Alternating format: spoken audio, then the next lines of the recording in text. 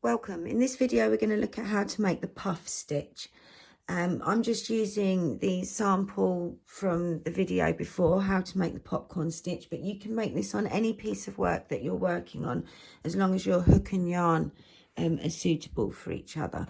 So I've chained one so that I can skip across to the next stitch and give ourselves space so that we can see the stitch nicely. So we're going to start off as if we're doing a US double, UK treble, and we're going to insert the hook and pull the yarn through.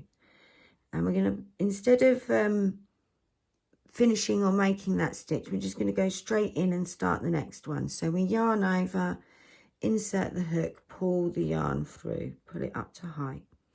And we're going to do that again. So we're going to yarn over, insert the hook and pull the yarn through. And we've done that 3 times. We're now going to yarn over and pull through all 1, 2, 3, 4, 5, 6, 7 loops. And then chain 1 to finish the stitch. And that's a puff stitch.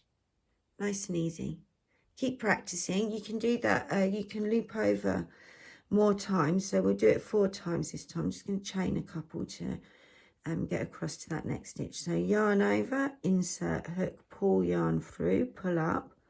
We want a bit of height, so that's once. Yarn over, insert hook, pull through, that's twice. Yarn over, insert hook, pull through, that's 3 times. And then yarn over, insert hook, pull through 4 times, and then we're going to yarn over and pull through